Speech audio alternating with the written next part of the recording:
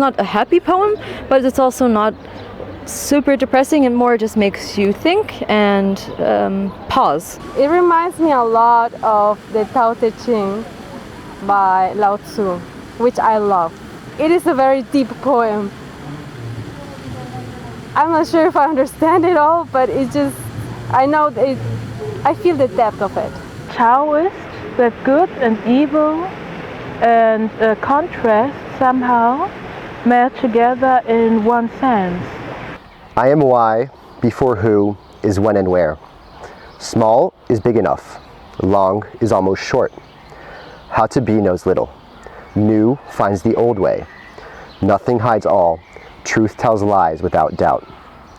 What the hell is that if which is not this? Fake is unsure of the questions unmasked. Deeming everything could be fine, although time wakes up the darkness despite the dusk. So here and now is more faithful to none. Less measurable than sky wants to drop.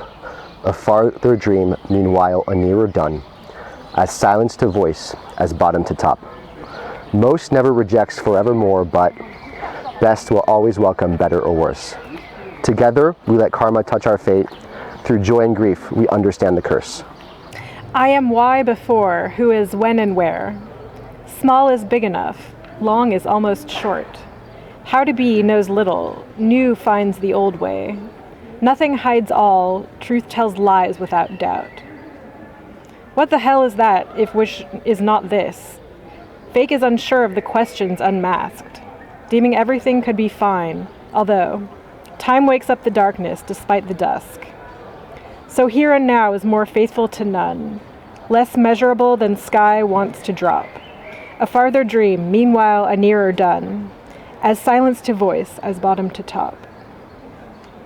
Most never rejects forevermore, but best will always welcome better or worse. Together we let karma touch our fate. Through joy and grief, we understand the curse. In the Tao Te Ching, the gentle overcomes the rigid, the soft overcomes the hard. And I think it's true. It's a paradox, but it's amazing. I think we all should learn from that. Everything has two sides, yin and yang. Small is big enough, long is almost short. How to be knows little, new finds the old way. I love that one because I understand it and I agree with it. Most never rejects forevermore, but best will always welcome better or worse. Together we let karma touch our fate. Through joy and grief we understand the curse. Like when you don't change things and you don't make your part, so you're letting, like, you are accepting what is coming to. You know, it's like you are not changing something because you think that your actions will not make a change, and then you say no, it's simply like the destiny, and it's not. We are all kind of leaves in the wind. It's not us who decide what's happening, but that it's fate. We go through life and there's joy, there's grief, there's a pandemic, and there's family and friends and love. A lot of it is fate that's happening to us, and it's a curse in one way because many things we can't control. They just happen to us and we have to deal with it. The sound of the words sounds very, the flow I enjoy it, and the sounds of the specific words, but also this has a very positive and optimistic outlook on life, while still accepting, as she said, what one can't change. It still leaves a rather positive energy with me, and that I think resounds a lot with me because I have a very similar mind state about life as is reflected in this whole poem and in this last verse in particular. And I think it's a very strong finish. I am why before, who is where and when. Small is big enough, long is almost short. How to be knows little, new finds the old way. Nothing hides all, truth tells lies without doubt. What the hell is that, if which is not this? Fake is unsure of the questions unmasked, deeming everything could be fine, although time wakes up the darkness despite the dusk. So here and now is more faithful to none, less measurable than sky wants to drop. A farther dream, meanwhile, a nearer done, as silence to voice, as bottom to top. Most never rejects forevermore, but best will always welcome better or worse. Together we let karma touch our fate. Through joy and grief we understand the curse. This kind of writing, como realismo mágico, so it's something like that. So you don't write like in a direct sense, so you write like in a hidden way. It's unconventional because it's creative. I think it might be inspired by how Chinese write their poetry, where words like here and now, you have made this word, is a little, it reminds me of Taoism. So here and now is faithful to none. I mean, here and now you squished them together, so here and now is like one concept together. And I really like that. I think maybe that's why it's also my favorite line. I like how you play with mixing words together into like a bigger like combination of words, because it kind of makes your brain stop and you get a bit confused, but they also fit together because it's like common phrases, but it's just like a common phrase that's done in a new way. I like that. the I, it's very informal too because the I is not capitalized. I think the title already is very interesting. I am, why before?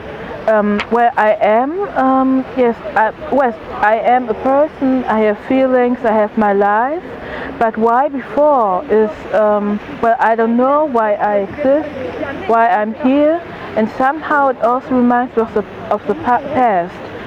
Before, am I the same person as before? There's something to do with time, or how does one change through time? Yes, and it even goes then further with the first sentence. I am, why before, who is, when and where. Yes, this is very interesting. This is a game with truth or lies, or that some things might. Fake is unsure of the question unmasked. Here and now is more faithful to none. It is more faithful maybe than fake, but it's not more faithful to somebody, but to none. So it's a game of truth and lie, and that something that is true sometimes is more lie and the other way around. Or that there is no absolute truth, for example. And I think that is why there are many contradictions in general in this text. First verse was, I didn't understand a thing of it. I think maybe its purpose is to confuse, and the further I read, the more clearer through the language and the meaning behind it. That the first verse was the most confusing for me, and then the second not as much, but then the third and the fourth really delivered a clarity in language and content. Yeah, I agree. And the farther you read, the more you understand. It's not a traditional rhyme, but there is some rhyme. When and where and the old way. I hear the rhyme, but it's not a conventional rhyme. First rhyme I detected is in the second verse, which is not with vowels. The rhyme is not in vowels, which usually is what rhymes, but in the consonants. So fake is unsure of the questions unmasked. Time wakes up the darkness despite the dusk. And then there's vowel rhymes in the third and fourth verse. Worse, fate, curse. Yeah, A, B again. Hold on. 1, 2, 3, 4, 5, 6, 7, 8, 9. 9? Is it 9? I am why before. Before, you're right. Before is 2 syllables. So this is 10. Okay, so the reason why there's a really good flow is because there are 10 syllables in each line. It's a person who might be a little, disordered right now, doesn't know about the meaning in life, for example. And that's very good. It's also a very strange way, a strange picture of a human. Maybe this idea of kind of floating in space, it could work. I can see why it fits. It's a bit absurd, but they fit together, I would say.